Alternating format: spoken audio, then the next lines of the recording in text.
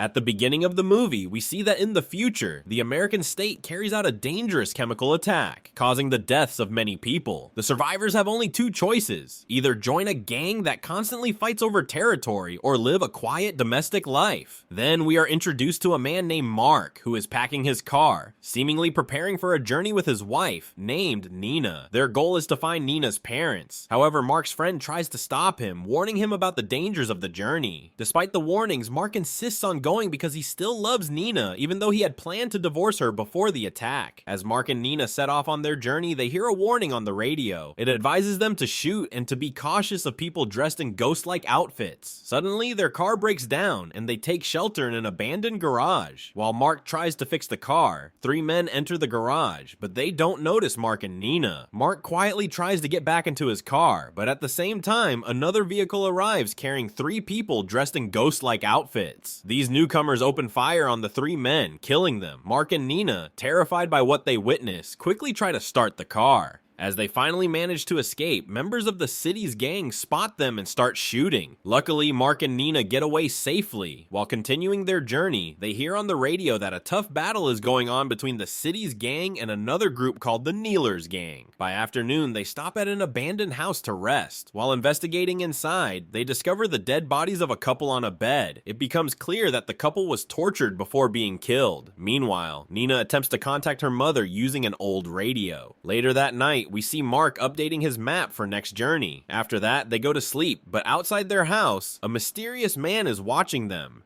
Meanwhile, in another place, some people are seen brutally beating up a man to force him to reveal Nina's location. As soon as he gives them the information, they kill him. These attackers belong to the Kneelers Gang. Back at Mark's house, he hears the sound of motorcycles and realizes that Kneelers Gang members are nearby. He and Nina quickly escape to a secret hideout and put on headphones to listen to what's happening outside. Soon, members of the Kneelers Gang enter into the house, searching for Mark and Nina.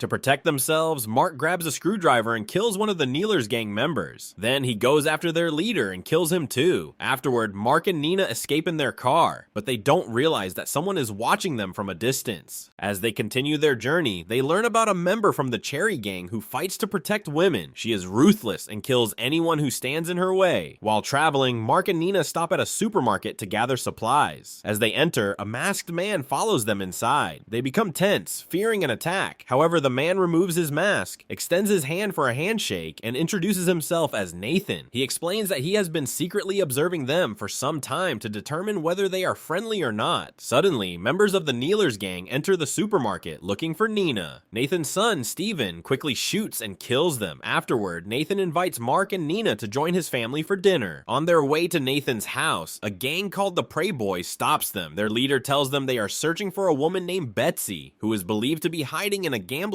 truck. During the conversation, the gang leader notices Nina, which makes Steven uneasy, and he loads his gun. However, since Nathan has good relations with the gang leader, they are allowed to leave without any trouble. In the next scene, Mark and Nina are sitting at a dining table with Nathan and his family, enjoying dinner. Everyone seems happy, and Nathan's wife serves the food. After dinner, Nathan and his wife dance together, but then Nathan quietly tells Mark something disturbing. He reveals that the burgers they just ate were made from human meat. He starts feeling sick and panicked. He begs Nathan not to tell Nina about it and decides to leave immediately. However, Nathan tries to stop him. Suddenly, a gang leader breaks into the house and threatens Nathan's daughter, demanding that Nathan hand over Mark and Nina. Before Nathan can respond, his son Steven attacks the gang leader, cutting off his leg. In response, he shoots at him, but the bullet accidentally hits Nathan's wife, killing her.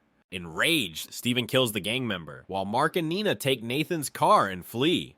On the road, Mark and Nina argue, but their conversation is interrupted when Gambler's gang spots them. The gang members spin a wheel to decide their fate, and when it stops, it signals that they will shoot. They open fire and a bullet hits Nina in the shoulder. Mark panics and quickly turns the car back toward the city. Meanwhile, Nathan calls the leader of the Prey Boys gang and offers information about Mark and Nina. The gang leader is pleased and sends his men to capture them. However, when they arrive, they find all their fellow gang members dead. At that moment, Dead Sea, a mysterious woman woman attacks the gang leader from behind and knocks him unconscious. She then frees all the women being held captive and takes them in a police vehicle. After driving a short distance, she stops, shoots the gang leader in the leg, and hears noises coming from the forest. She leaves her car keys behind and goes to investigate. Elsewhere, Nina wakes up with a bandage on her shoulder, but realizes that Mark is nowhere to be found. She searches for him and finds a note saying that Mark has gone to find food. As she tries to leave the building, she discovers another note saying the main door is locked. She then climbs out through a window and goes to the garage, where she finds a car. She quickly packs her backpack and gets inside, but she starts feeling guilty. She decides she won't leave alone and returns to the house. Inside, she finds another note instructing her to listen to the music. Following the message, she goes to the music area, opens a drawer, and finds her favorite track, along with another note in which he apologizes and asks her not to end their marriage. Realizing her mistake, Nina decides not to leave. Instead, she plays her favorite music, drinks heavily, and dances. Meanwhile, Betsy watches her from outside the window. Afterward, Betsy goes back and kills a Prey Boys gang member. In the next scene, Mark enters a house where he finds two people tied up in bags. When he removes their masks, he is shocked to see that they are Nathan and his son Steven. Suddenly, the gang leader sneaks up behind Mark and orders him to put down his gun. He then tells Mark that he must fight a strong man named Bill until one of them dies. If Mark refuses, Nathan and Steven will be killed. Mark and Bill engage in a brutal fight, but during the chaos, the gang leader is shot. Mark seizes the opportunity, rescues Nathan and Steven, and they all go their separate ways. When Mark returns home, he finds Nina unconscious. He carries her to the bed and waits for her to wake up. When she regains consciousness, she sees Mark practicing combat techniques. She joins him, and during this time, Betsy sneaks into their room to look for Nina's wedding ring. Later, Nina takes Mark to a garage and shows him a car she found. This moment reminds them of their past, and they grow close to each other again. However, before they can fully reconcile, Gamblers arrives and captures them. The gang members spin a wheel to decide their fate. The result leads them to be locked in a cage and taken to a hotel headquarters. Upon arrival, they witness a strange scene, people fighting violently in every corner of the place. When the receptionist checks their names, he realizes they are married. Soon, they are forced into a deadly game. Mark and Nina are seated at a table, their one hand tied to chairs and other hand is painfully drilled with a gun. After that, the host begins a countdown, signaling the start of the game. The rules are simple. They must shoot at each other. Both fire a single shot, but neither of them dies. At this moment, Nina's gunshot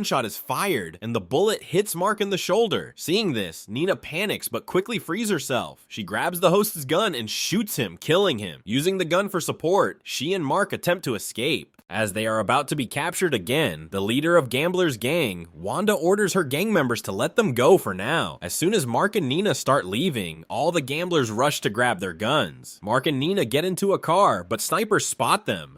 Just then things seem dangerous. Betsy arrives and takes down the snipers, allowing them to escape. Wanda commands her gang to open fire, but by sheer luck, none of the bullets hit Mark and Nina, and they manage to get away safely. In the next scene, Mark is at Nina's parents' house. The neighbors inform Nina that her parents died due to an illness. They hand her a letter from her parents, which makes her cry. Later, she goes to Mark, and they have a heartfelt conversation. During this time, a family friend named Bill arrives to meet Nina. Meanwhile, Betsy is secretly watching everything from a nearby house, keeping an eye on their enemies. Nina then notices Bill talking to someone on a walkie-talkie. When Bill realizes that Nina has noticed him, he quickly runs away. Curious, Nina follows him and discovers that Bill is part of the Gamblers gang. While following him, Nina sees a little girl standing alone on the road outside a house. Worried for her safety, Nina quickly grabs the child and brings her inside. She tells Mark to protect the girl and hands him a gun. Then she steps outside, ready to face the gamblers. Soon the Gamblers gang arrives, and suddenly Nina starts shooting at them from a window, killing several gang members. At the same time, Betsy provides cover fire with a machine gun, wiping out a group of gamblers. As the fight continues, Nina's gun runs out of bullets. While she is trying to reload, a Gamblers gang member sneaks up behind her and prepares to shoot, but before he can fire, Mark attacks him from the window and kills him. Meanwhile, Wanda plans a new attack. However, the neighbors on the rooftops begin shooting at the gamblers as well. Seeing an opportunity, Nina throws a smoke bomb at the gamblers, creating chaos. Suddenly, a gang member wearing a wild cow mask breaks into Nina's house. The masked attacker charges at Mark and they engage in an intense fight. During the struggle, Mark manages to rip off the horns from the attacker's mask and then stabs him in the chest, killing him. Meanwhile, Betsy, who has been hiding, realizes that she has been shot. Just then, a group from the Prey Boys gang arrives, searching for Betsy to take revenge for their fallen gang member. However, they get caught in a crossfire against the Gamblers gang, leading to a fierce shootout between the two gangs.